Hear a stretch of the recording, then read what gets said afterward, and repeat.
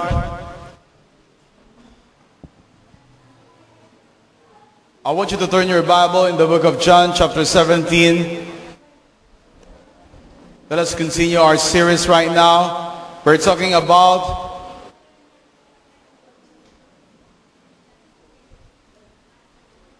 thank you.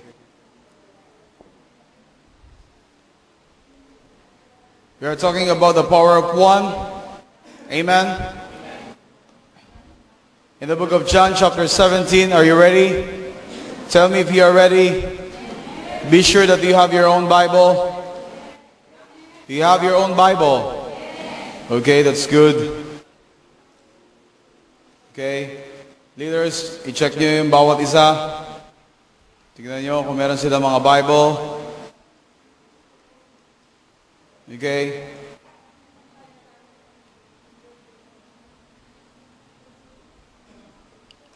Hallelujah. In the book of John, chapter 17, if you remember,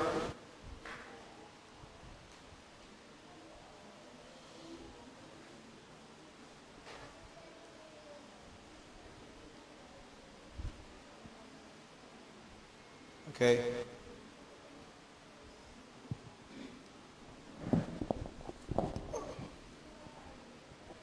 Hallelujah.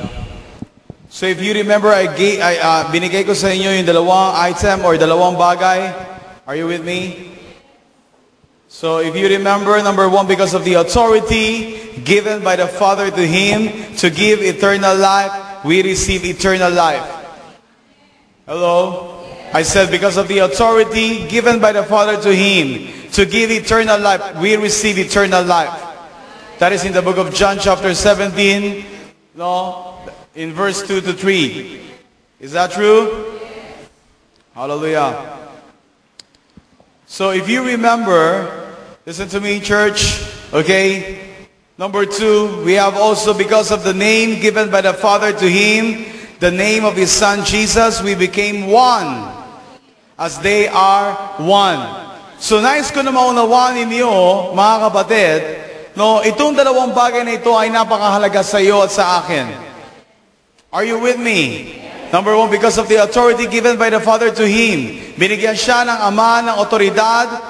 No, why? Upang sa ganon siya ay makapagbigay ng buhay na walang hanggan. At ito rin nga yung ating tinanggap. Are you with me? And then the second one, dahil sa pangalan na binigay sa kanya ng kanyang Ama, no, the name of His Son Jesus.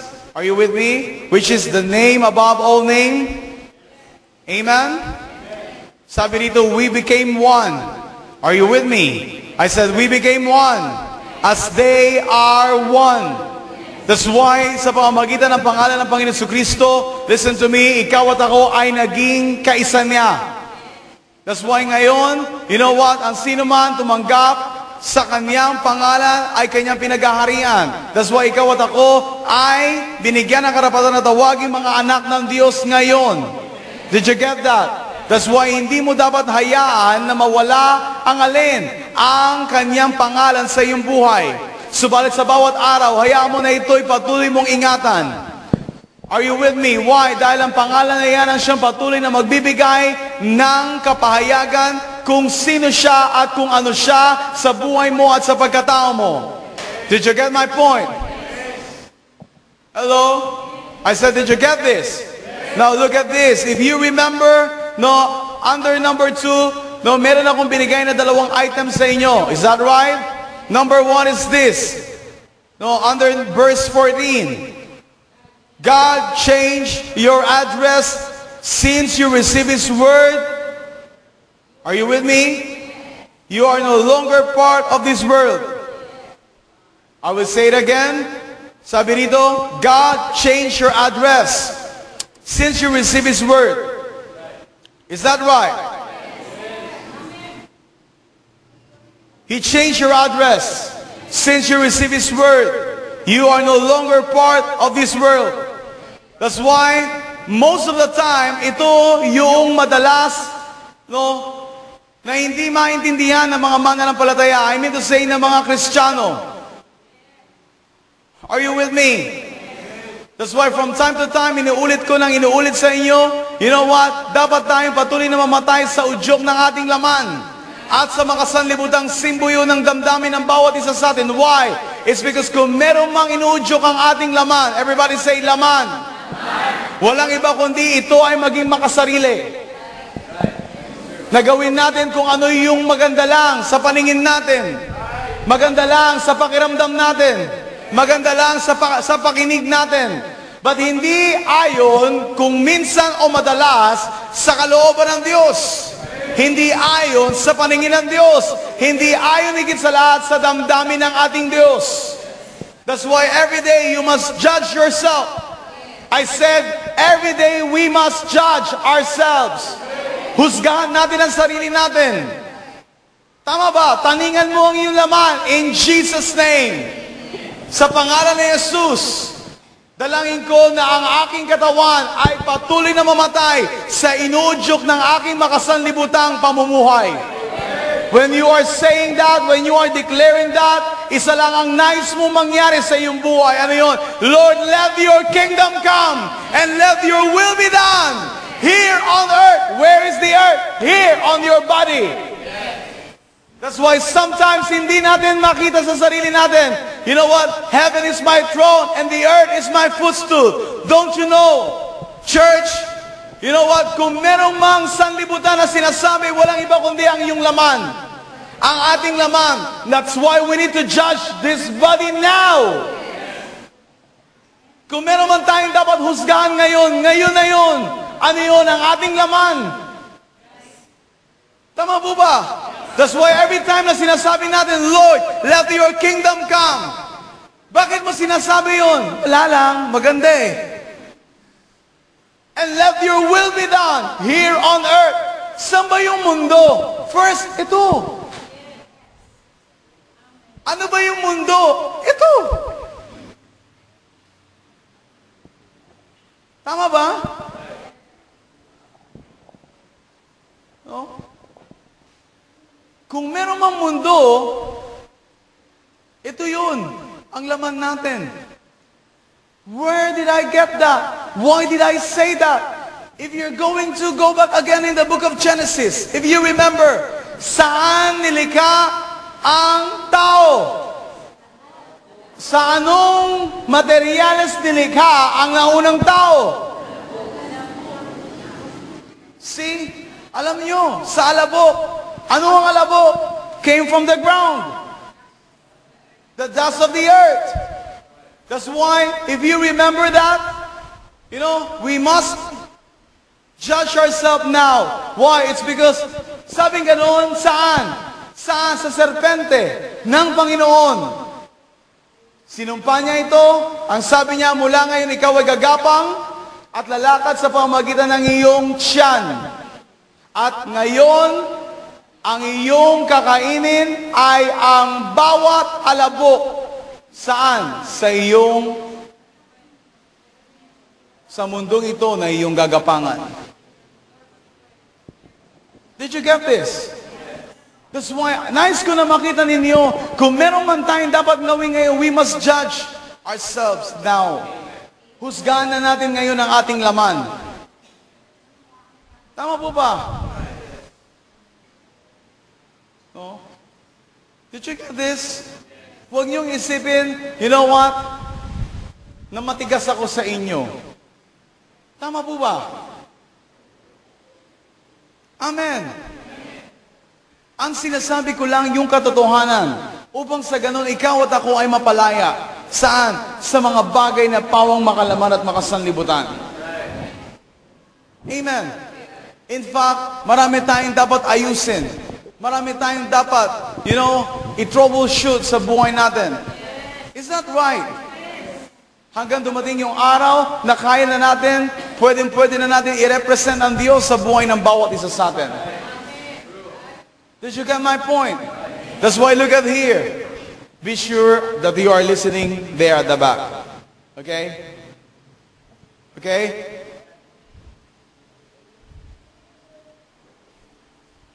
Hallelujah.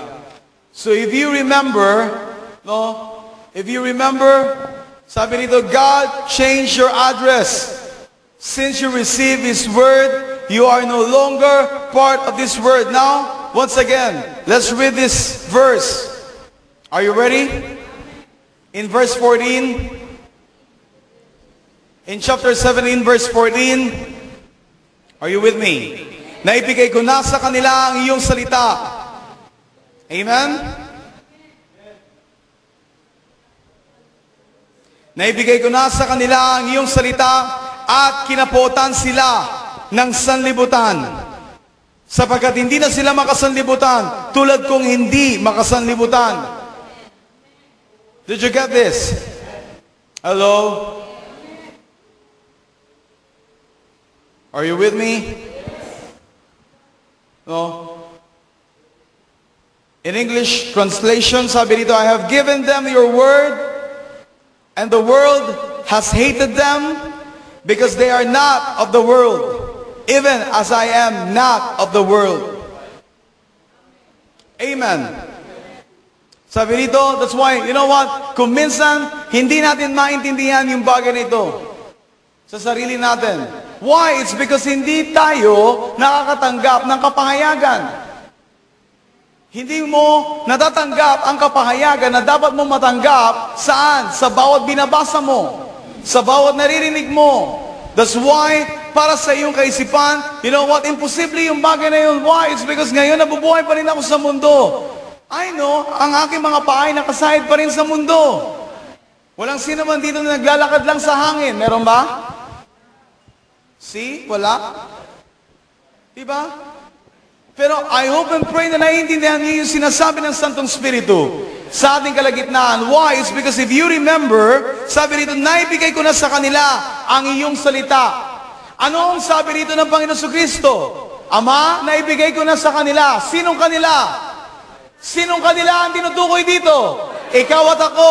Ano ang naibigay sa atin? Ang kanyang salita. Kanino nang galing ang kanyang salita? Sa kanyang ama na tinanggap naman ng kanyang anak na si Jesus. Ano ang ginawa ng Panginoon Kristo? Listen to me. Siya ay naging carrier ng salita ng kanyang ama. Ito ay dinala niya sa sanlibutan. Masama ba na ito ay dala niya sa sanlibutan? No. Para saan? Upang sa iyo at sa akin ay ibigay niya. Why? Dahil meron siyang layunin kung bakit niya binigay ang salita na kanyang tinanggap sa kanyang ama. Now, ito yung ating pag-aaralan at titignan ngayon. Are you ready? I said, are you ready? Look at this. Sabi rito, sapagkat hindi na sila makasanlibutan, tulad kong hindi makasanlibutan. I want you to turn your Bible in the book of John, verse 8. Sorry, chapter 8.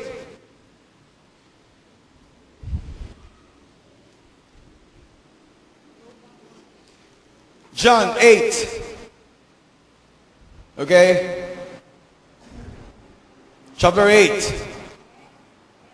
Say amen if you are there. Verse 31 to 47.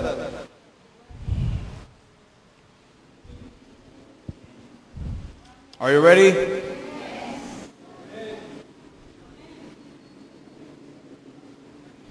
In English translation, verse 31. So Jesus was saying to those Jews who had believed in Him. Are you with me? Amen? So Jesus was saying to those Jews who had believed Him, if you continue in my word, then you are truly disciples of mine. Pause. Anong sabi diyan? Kung magpapatuloy kayo sa aking salita, tunay nga na kayo ay aking mga disipulo. So, ibig sabihin, you know what? Ang tatat ng pagiging disipulo o tunay na disciple ng Panginoon Kristo, kung ikaw at ako, hindi mawawalay sa ating buhay ang kanyang salita. Now let us continue. Yung sinasabi on the next verse, sabi dito in verse 32, and you will know the truth. Did you get it? And you will know the truth. At ikaw ay makiintindihan mo, mauunawaan mo ang katotohanan. And the next sentence is, and the truth will make you free. And the truth will make you free. Hello? And now, sabi rito, and you will know the truth. Amen? Let's read the Tagalog translation. Sinabi naman ni Jesus sa mga Hudyo, naniniwala sa Kanya, kung patuloy kayong susunod sa aking aral, tunay ngang kayo'y mga alagad ko. Tayo ba ay mga disipulo o alagad ng Panginoon Jesucristo? Again, sino rito, pakiramdam mo sa sarili mo, ikaw ay kabilang sa kanyang alagad? Let me see your hand. That's good. Now put it down. Okay, why you are laughing? Ako ba? Nung nalaman nyo na alagad kayo pala ng Panginoon Jesucristo, I hope na hindi yung questionable sa inyo. Amen? Amen? It's okay. No? I know that you are happy, but it's okay. Amen? But be sure, tawag dito, you know what? Alam natin sa puso natin, when we read that, once na nabasa natin yung katotohanan na ito, no, the reason yung pagtawa natin, it's because masaya sa puso natin na malaman na tayo ay alagad. Wala nang ibang dahilan. Is that clear? I said wala nang ibang dahilan. Is that clear? Amen? It's okay. Baka sabihin nyo ba, si Pastor ayaw ata nang umingini tayo No. But you know what? Sometimes, no, iba yung nararamdaman ko. Amen. Sometimes, iba yung dumadating sa akin. Amen. Kung minsan, no, at the back of your mind, nag-agree kayo, yes. No, pero iba rin naman yung nilalaman ng puso at isipan niyo. Don't do that. Once na nag-agree ka, siguraduhin mo, nag-agree ka, saan? No? Nag-agree ka sa pamamagitan ng puso't isipan mo sa sinasabi at sa naririnig mo. Tama po ba? No? Are you listening to me? So that's why look at here, no, in chapter 8 of John and in the verse 32, sabi rito, makikilala ninyo ang katotohanan at ang katotohanan ang magpapalaya sa inyo. That's why it is very, very important ngayon na ma-realize natin sa sarili natin na kailangan ko ang salita ng Diyos sa buhay ko. That's why look at here, if you remember, no, in the book of John chapter 17, no, if you remember in verse 14, anong sabi ng Panginoon Jesucristo? No, na ibigay ko na sa kanila ang iyong salita. Is that right? Tama po ba? No? And if you notice, sinabi doon, okay,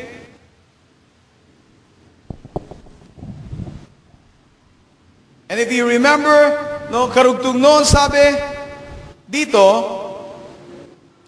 at kinapupuotan na sila ng sanlibutan.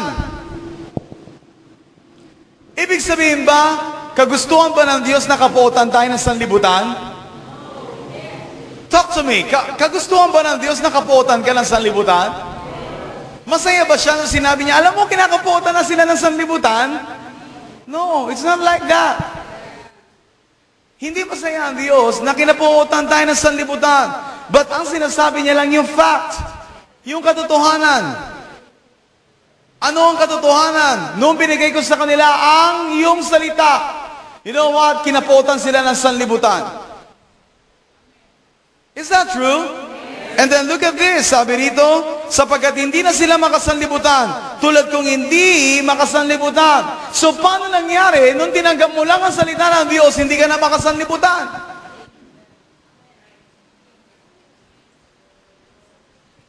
Are you with me? Let's go back in chapter 8. I will show it to you. Kung ano yung transition na nangyari. Are you with me? Look at here. First, sabi rito, in John chapter 8, verse 31. So Jesus was saying to those Jews who had believed Him, ano yung sinasabi niya sa mga Hudyo na naniniwala sa Kanya? Sabi niya, no, listen to me, if you continue in my word. Bago niya sabihin yon, yung crowd na Kanyang pinagsasalitaan, no, ano ang kondisyon ng kanilang puso? Sila ay naniniwala sa Kanya. Mahirap magsalita saan sa mga tao na ang puso ay kawalan ng paniniwala sa sinasabi mo. That's why, listen to me, hindi importante sa Panginoon Kristo yung dami ng tao. Hindi importante sa Kanya yung crowd. Ang importante para sa Kanya, yung puso ng bawat tao na kung saan na naroroon na handang tumanggap ng bawat salita na nagmumula sa Kanya. Kayo ba yon? I said, kayo ba yung uri ng mga mananampalataya na tinutukoy dito na naniniwala sa Kanyang salita? What about there at the back? Are you sure? You know what? Wala kayo sa sinihan. Alam niyo yon? Amen? But some of you, tawag nito, para kayo nasa sinihan. Na para kayo nanonood lang. Alam niyo, huwag niyo akong panoorin. Sundan niyo kung ano yung sinasabi ko. Amen. The reason kung bakit ko ito sinasabi is because, to be honest with you, tinitignan ko yung reaksyon ng ilan sa inyo. Mula kaninang pag-upo niyo dyan until now, I tell you, hindi niyo ba alam na pwede kayong kumurap? Hindi niyo rin ba alam na pwede kayong huminga? Tama ba? Hindi niyo ba alam na pwede niyong i-enjoy yung pinag-uusapan natin? At hindi niyo ba alam na hindi ako galit sa inyo? This is my passion. The reason kung bakit ako ganito magsalita, why? Is because I give my life the way I speak. Amen. Hindi niyo alam kung ano yung nararamdaman ko habang nakatayo ko at nagsasalita ako sa inyong kalagitnaan. Why? It's because kung minsan, to be honest with you, it's because of His revelation into my life. You know what? Kung minsan parang may sasabog sa kaloob-looban ko. But you know what? Kailangan ko, na hayaan na yung sarili ko na nakakompose. Why? It's because still, alam ko, you know what? Ang ilan sa inyo, hindi nyo maintindihan. Are you with me? That's why, you know what? I'm trying my best na ipaunawa sa inyo sa grasya at biyaya ng Santong Espiritu sa buhay ko na kung saan ang salita ng Diyos ay patuloy niyong maunawaan. But you know, last Sunday, no, when I asked God about this message, isa lang yung nilalagay niya sa akin, ano yun? To repeat this message again. And then this morning, He gave this word, especially this book of John chapter 8 to me. Kung ano yung nakapaloob, saan? In verse 14. Are you with me? It's because kung minsan hindi natin maunawaan, that's why, you know what? God is so, what? Faithful to us. That's why patuloy niya na ipinapahayag ang kanyang kapahayagan upang sa ganun mas lalo nating maunawaan sa mas malawak na kapamaraanan kung ano ang nasa kanyang salobin. Did you get this? That's why I hope and pray kung meron kayong attitude this time, kung meron man dapat na makita sa bawat isa sa inyo, listen to me. Alam niyo kung paano mag-participate. Hindi dahil sa kailangan ko ng crowd. Listen, hindi ko kailangan ng crowd. Ang kailangan ng Diyos sa ating kalagitnaan ngayon, walang iba, kundi ang puso ng bawat isa na mayroong tunay na paniniwala sa kanyang salita. Yun ang nice niya na makita sa'yo. I said, yun ang nice niya na makita sa'yo. Don't look at me that way. Amen. Please. Tama po ba? Tama ba? Gusto niyo bang dalhin ko yung pulpit sa gitna? Amen. Please. Be at home. This is your home. Pag nasa bahay mo ikaw, di ba minsan nga, di ba nakataas pa yung mga paa mo? I'm not saying na magtaas kayo ng paa nyo. Don't do that. Amen? But ano yung sinasabi ko? Ang sinasabi ko, you know what? At home ka. Hindi iba yung lugar na to sa'yo. Ang ibig kong sabihin. Ibig sabihin ng lugar na ito, you know what, ay lugar na kung saan ng ating pamilya. Na kung saan ikaw at ako'y kinakatagpo ng Diyos. Na kung saan ikaw at ako ay nais ng Diyos na turuan niya sa pamagitan ng kanyang salita. That's why ano ang dapat na makita ng Diyos sa atin? You know, alam niyo ba kapag yung mga magkakamag-anak merong reunion? They are so happy. Are you happy? I'm happy.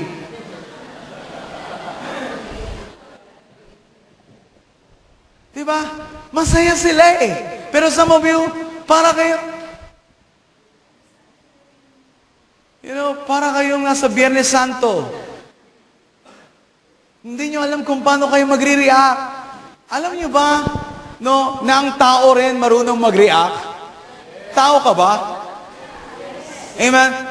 Okay, tumingin ka sa tabi mo. Come on. Tumingin ka sa tabi mo. Kung wala kang katabi, tumingin ka sa likod mo. Okay, sabi mo, tao ka ba? Sabi mo, humihinga ka pa ba? Amen?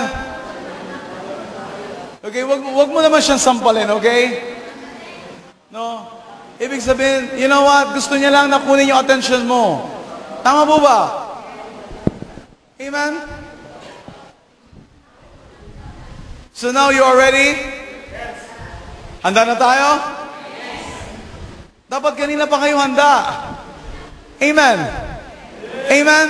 Yes. Diba?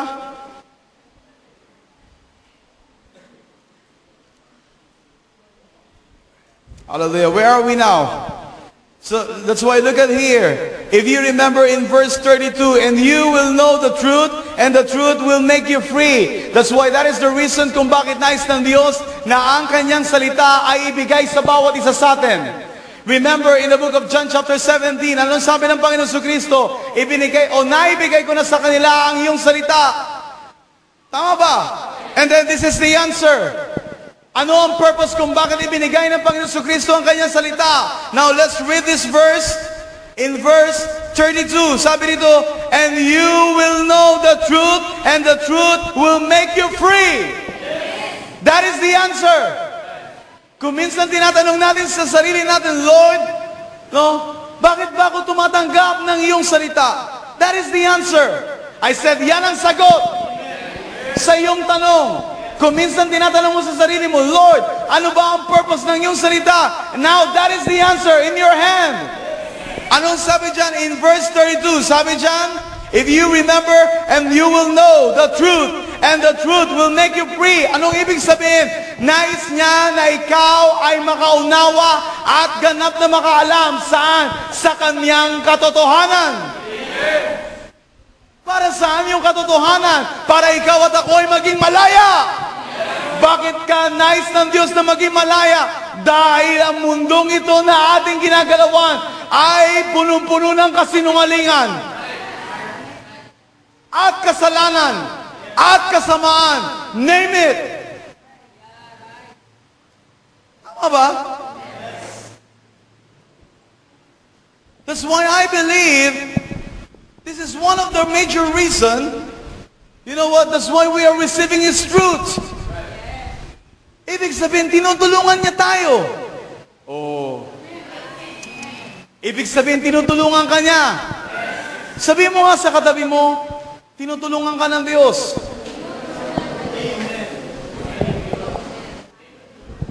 Diba? Okay. No. Pag lumingo ka, siguro may kausap ka. Please. Huwag kayong maging artista rito. Wala kayo sa camera. Amen? Amen. Be at home. This is your home. Siguraduhin mo pag lumingon ka, may kausap ka.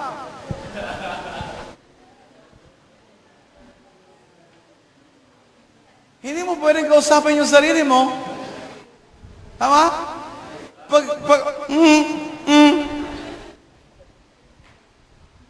Ibang usapan yun pag kinakausap mo yung sarili mo. Tama ba? Tama ba? Okay, everybody smile.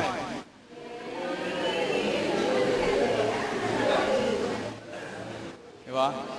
Kita nyo na pag sinabi sa inyong ngiti, talagang ngiti-ngiti kayo, di ba?